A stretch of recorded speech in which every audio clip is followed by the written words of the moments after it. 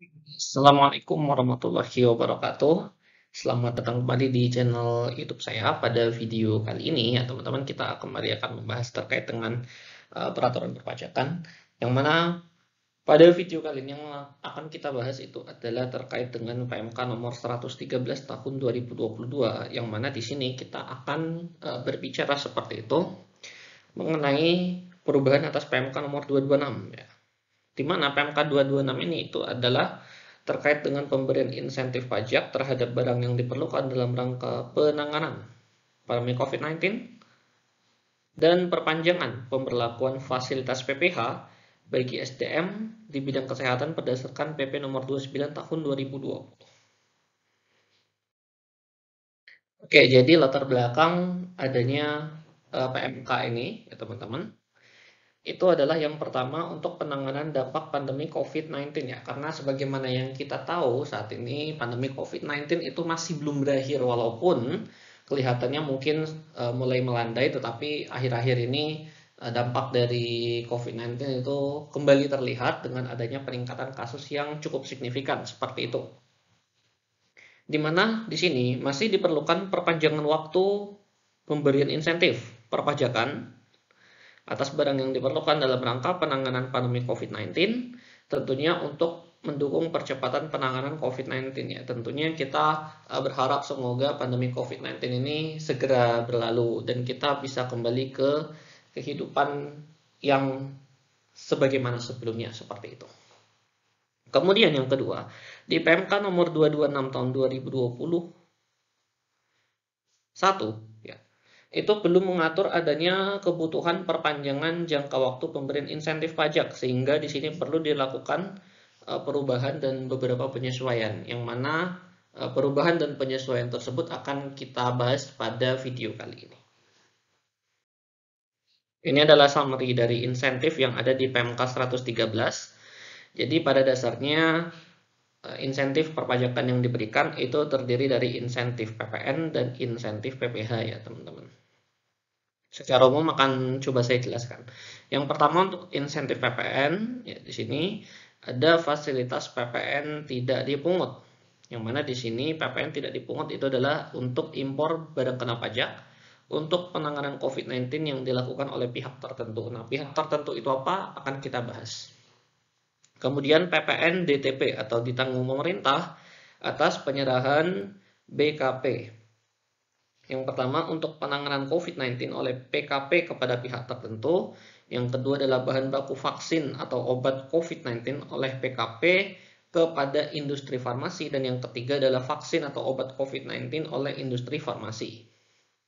Yang ketiga adalah BKP yang atas penyerahannya mendapatkan pembebasan dari pengenaan PPN itu tidak bisa memanfaatkan insentif PPN DTP yang diatur pada PMK 113 ini. Dan adanya perpanjangan periode insentif sebagaimana yang tadi sudah dijelaskan, yaitu adalah diperpanjang sampai 31 Desember 2022. Itu untuk insentif PPN. Selanjutnya untuk insentif PPH ya. Yang pertama, adanya pembebasan PPH pasal 22 impor. Yang mana di sini terkait dengan impor barang untuk penanganan COVID-19 oleh pihak tertentu. Yang kedua adalah pembebasan dari pemungutan PPh pasal 22 yang pertama untuk pembelian BKP penanganan COVID-19 oleh pihak tertentu, yang kedua penjualan barang untuk penanganan COVID-19 oleh pihak ketiga kepada pihak tertentu, dan yang ketiga pembelian bahan baku obat dan atau vaksin oleh industri farmasi. Yang ketiga adalah PPh sebesar 0% dan bersifat final atas tambahan penghasilan yang diterima SDM di bidang kesehatan. Yang keempat, WP yang sudah memiliki SKB berdasarkan PMK 226 harus mengajukan permohonan SKB kembali berdasarkan PMK 113. Dan tentunya yang kelima adalah perpanjangan periode insentif sampai dengan 31 Desember 2022. Ini adalah pokok-pokok perubahannya. Teman-teman silahkan melakukan screenshot jika diperlukan. Dan ini adalah pokok pengaturan subjeknya. Di sini ada beberapa istilah yang akan kita gunakan sepanjang pembahasan video kali ini. Yang pertama pihak tertentu. Pihak tertentu itu apa? Pihak tertentu di sini adalah badan atau instansi pemerintah. Yang kedua adalah rumah sakit dan yang ketiga adalah pihak lain. Nah, kita lihat satu-satu. Badan atau instansi daerah adalah Kementerian Kesehatan, Dinas Kesehatan Pemda Provinsi, Dinas Kesehatan Pemda Kabupaten Kota, dan Badan Nasional Penanggulangan Bencana atau BNPB dan juga BPBD. Yang kedua adalah rumah sakit. Rumah sakit yang dimaksud itu adalah rumah sakit yang ditunjuk oleh Kementerian Kesehatan, Pemda Provinsi, dan Pemda Kabupaten Kota sebagai rumah sakit rujukan untuk penanganan pandemi COVID-19. Yang ketiga adalah pihak lain. Pihak lain ini adalah pihak yang memberikan sumbangan barang kena pajak atau BKP yang diperlukan dalam penanganan COVID-19, yang telah menyampaikan surat pemberitahuan kepada Dinas Kesehatan Pemerintah Daerah Provinsi, Dinas Kesehatan Pemerintah Daerah Kabupaten Kota untuk menyumbang penanganan COVID-19. Kemudian ada industri farmasi produksi vaksin atau obat. Nah, di sini industri farmasi itu dimaksudkan adalah WP dan atau PKP yang memproduksi vaksin dan atau obat untuk penanganan COVID-19 atas perolehan bahan baku vaksin dan atau obat COVID-19. Dan yang ketiga adalah WP yang memperoleh vaksin atau obat. Ini adalah orang pribadi atau badan yang memperoleh vaksin dan atau obat untuk penanganan COVID-19 dari industri farmasi produksi vaksin atau obat. Selanjutnya kita akan berbicara tentang pokok pengaturan objek ya teman-teman. Di sini untuk objek-objek itu pada dasarnya adalah atas barang kena pajak ya. Khususnya di sini diatur barang-barang kena pajak yang diperlukan dalam penanganan COVID-19 adalah meliputi obat-obatan, vaksin dan peralatan pendukung vaksinasi, peralatan lab, peralatan pendeteksi, peralatan pelindung diri, dan peralatan perawatan pasien. Nah, di sini peralatan pendukung vaksinasi meliputi di dalamnya adalah syringe atau suntikan, kapas alkohol, alat pelindung diri berupa face shield, hazmat, sarung tangan dan masker bedah, cold chain, generator set, tempat sampah limbah B3, bahan berbahaya dan beracun, serta cairan antiseptik berbahan dasar alkohol. Oke, sekarang kita masuk ke materi terkait dengan insentif PPN. Pengakuan PPN untuk barang-barang yang akan kita sebutkan ini, kita akan lihat satu persatu. PPN yang terutang atas, yang pertama adalah atas impor BKP, yang diperlukan dalam penanganan COVID-19 yang dilakukan oleh pihak tertentu. Berarti di sini adalah yang dilakukan oleh, yang pertama tadi adalah instansi pemerintah,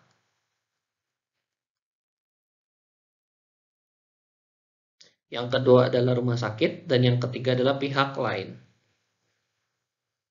Ya, jadi apabila dalam pembahasan ini disebut instansi atau pihak tertentu, itu adalah tiga instansi ini. PPN yang terutang atas impor BKP yang diperlukan dalam penanganan COVID-19 oleh pihak tertentu itu mendapatkan fasilitas tidak dipungut PPN sesuai ketentuan peraturan perundang-undangan.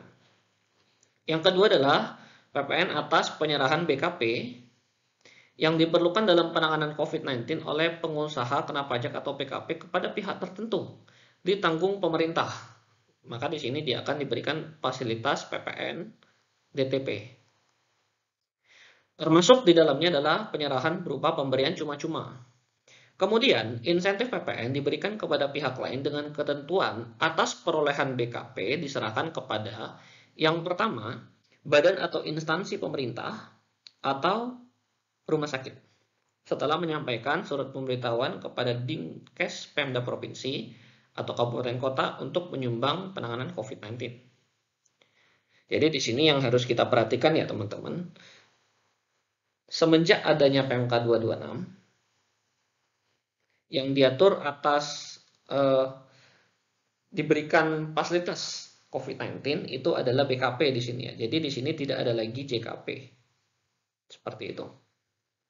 Selanjutnya yang ketiga, atas penyerahan bahan baku untuk produksi vaksin atau obat penanganan COVID-19 oleh pengusaha kena pajak kepada industri farmasi produksi vaksin dan atau obat ditanggung pemerintah. Dan yang keempat adalah atas penyerahan vaksin dan atau obat untuk penanganan COVID-19 oleh industri farmasi produksi vaksin dan atau obat itu juga ditanggung pemerintah.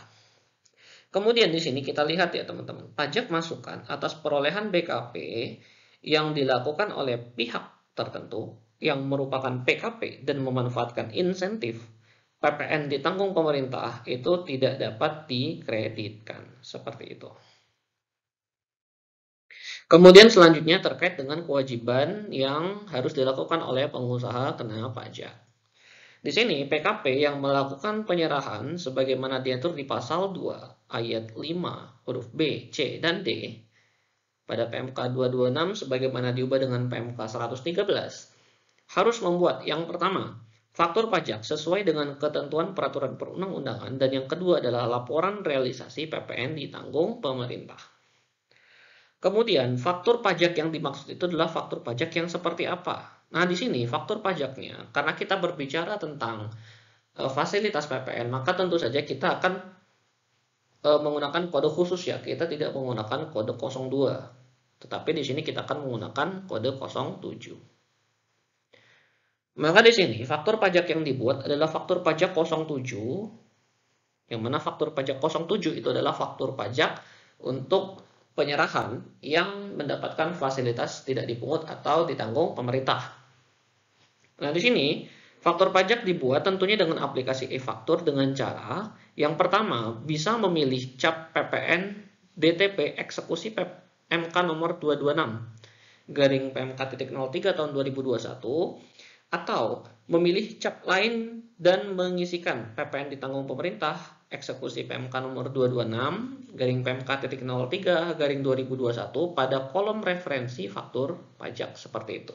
Jadi bisa memilih untuk dicap atau memilih cap lain dan mengisikan tulisan tersebut di kolom referensi.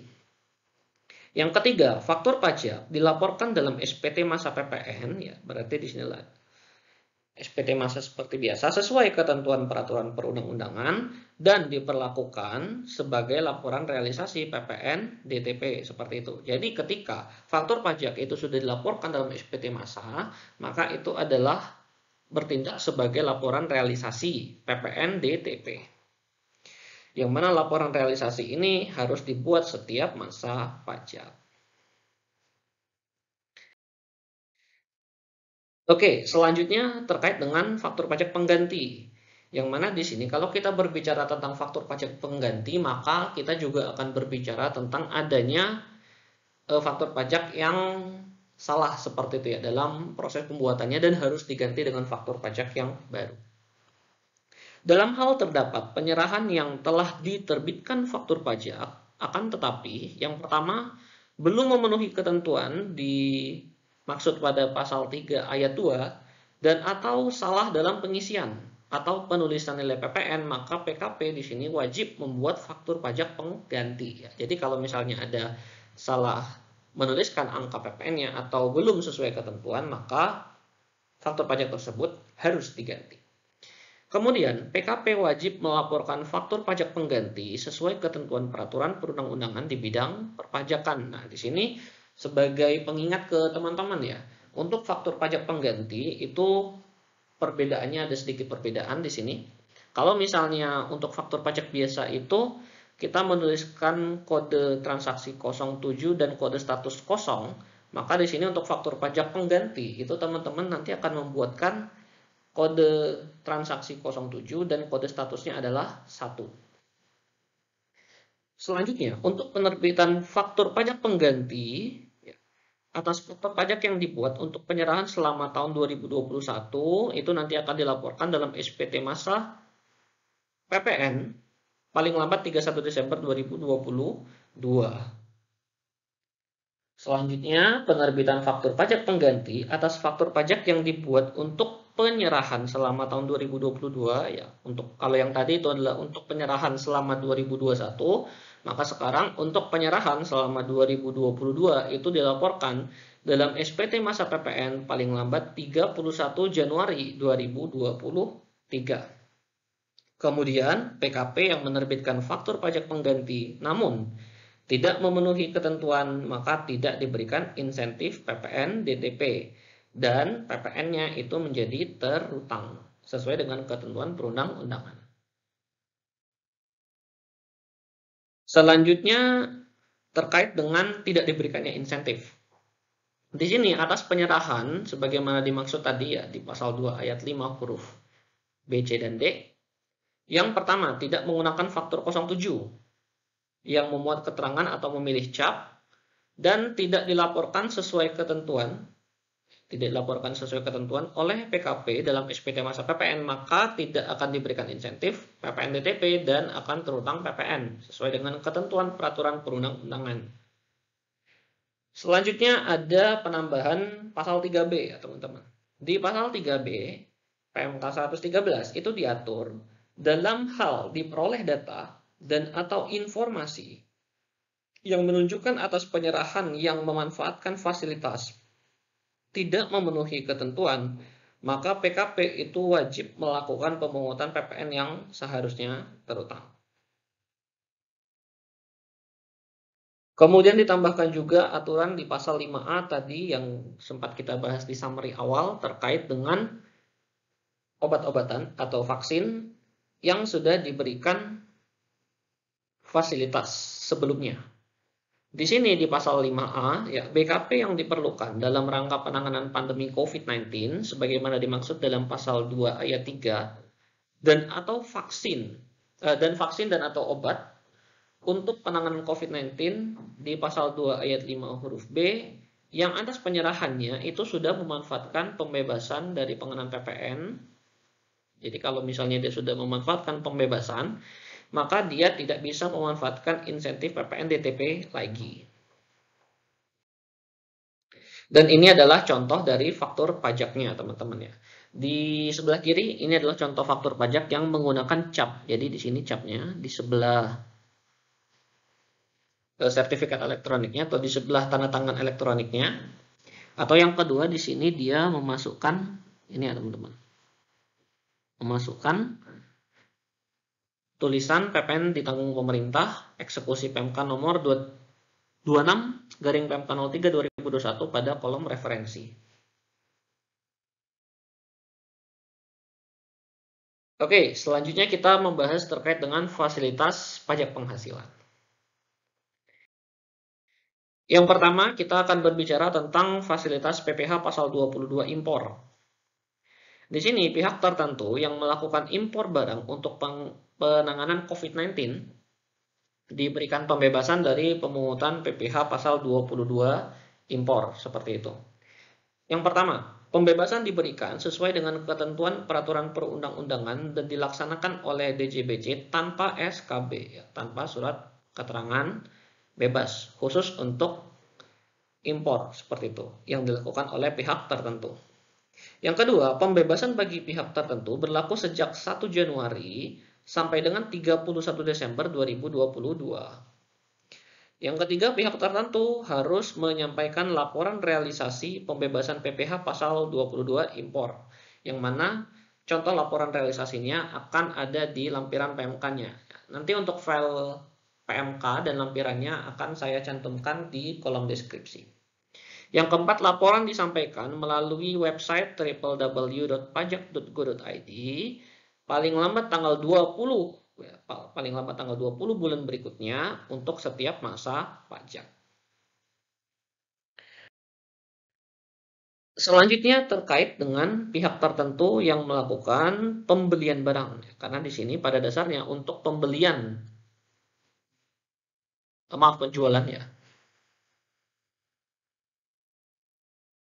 Penjualan terkait dengan farmasi dan terkait dengan pembelian yang dilakukan oleh instansi pemerintah, yang mana instansi pemerintah ini adalah salah satu dari pihak tertentu tadi. Pada dasarnya ini terutang PPh pasal 22, seperti itu. Tetapi di sini akan kita bahas terkait dengan fasilitasnya.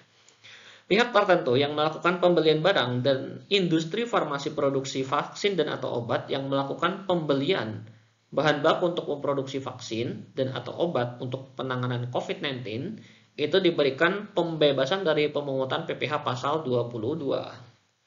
Tetapi di sini pembebasan itu harus menggunakan SKB. Kemudian pembebasan bagi industri farmasi, produksi vaksin dan atau obat diberikan setelah memperoleh surat rekomendasi dari Kementerian Kesehatan. Ketiga, pembebasan bagi pihak tertentu dan industri farmasi ini berlaku sejak SKB diterbitkan sampai dengan 31 Desember 2022. Jadi berlaku mulai SKB-nya itu terbit sampai dengan nanti di akhir tahun 2022 ini. Selanjutnya, industri farmasi dan atau pihak tertentu yang telah memperoleh pembebasan harus menyampaikan laporan realisasi sebagaimana yang tadi ya. Nanti PMK-nya akan saya cantumkan di kolom deskripsi. Dan laporan disampaikan melalui website www.pajak.go.id paling lambat tanggal 20 bulan berikutnya untuk setiap masa pajak. Kemudian diatur di pasal 12 pada PMK 113 ini teman-teman ya, bahwa WP yang sebelumnya telah mengajukan permohonan surat rekomendasi itu harus menyampaikan kembali permohonan surat rekomendasi karena di sini ada perpanjangan masa insentif yang diberikan. Selanjutnya terkait dengan pihak ketiga atau lawan transaksi yang melakukan penjualan barang kepada pihak tertentu. Ya, ini yang saya maksudkan tadi terkait dengan PPh 22 atas penjualan komoditas dalam industri farmasi. Pihak ketiga yang melakukan penjualan barang kepada pihak tertentu dan industri farmasi yang melakukan penjualan vaksin dan atau obat untuk penanganan COVID-19 itu diberikan pembebasan dari pemungutan PPh 22. Yang pertama tentunya pembebasan diberikan melalui SKB, lalu berlaku sejak SKB terbit sampai 31 Desember 2022. Pihak ketiga dan atau industri farmasi produksi vaksin dan atau obat yang telah memperoleh pembebasan harus menyampaikan laporan realisasi. Dan yang keempat, laporan disampaikan melalui website www.pajak.go.id paling lambat tanggal 20 bulan berikutnya untuk setiap masa pajak. Kemudian diatur di pasal 11 sebagaimana yang di slide sebelumnya tadi. WP yang sudah mengajukan permohonan surat keterangan bebas atau SKB harus menyampaikan kembali permohonan surat keterangan bebas. Oke, nah di sini ini adalah contoh dari SKB-nya. SKB-nya contohnya seperti ini. SKB diajukan kepada Kepala KPP dengan mengisi formulir yang mana ada di lampiran PMK seperti itu ya. Oleh pihak tertentu, pihak ketiga atau industri farmasi melalui saluran www.pajak.go.id. Kemudian, pengajuan itu akan diproses dalam 5 hari kerja setelah permohonan diterima lengkap. Dalam 5 hari kerja akan diterbitkan SKB pemungutan PPh pasal 22 jika memenuhi ketentuan dan surat penolakan jika tidak memenuhi ketentuan. Selanjutnya, apabila dalam jangka waktu 5 hari ini Kepala KPP belum memberikan keputusan, maka permohonan WP dianggap diterima dan wajib diterbitkan SKB 2 hari kerja setelah jangka waktu tersebut terlewati. Kemudian kita membahas terkait dengan perpanjangan pemberlakuan fasilitas PPh berdasarkan PP nomor 29 tahun 2020. Yang mana inti aturannya itu adalah terkait dengan fasilitas PPh untuk SDM ya, untuk SDM di bidang kesehatan.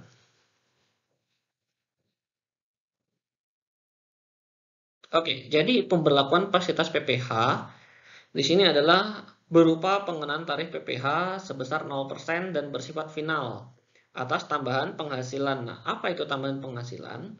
Tambahan penghasilan itu adalah honorarium yang diterima oleh SDM di bidang kesehatan, yang mana fasilitasnya ini diperpanjang sehingga masa berlakunya adalah saat ini mulai 1 Januari 2022 sampai dengan 31 Desember 2022. Selanjutnya di sini ada tambahan keterangan yang nanti akan dimasukkan dalam SKB. Ini adalah format SKB-nya. Baik, dan demikian yang bisa saya sampaikan pada video kali ini. Semoga bermanfaat bagi teman-teman semuanya, khususnya bagi teman-teman yang akan memanfaatkan insentif pandemi COVID-19. Tetapi tentunya kita berharap semoga pandemi ini cepat berlalu dan kita dapat kembali ke kehidupan sebagaimana sebelumnya sedia kala.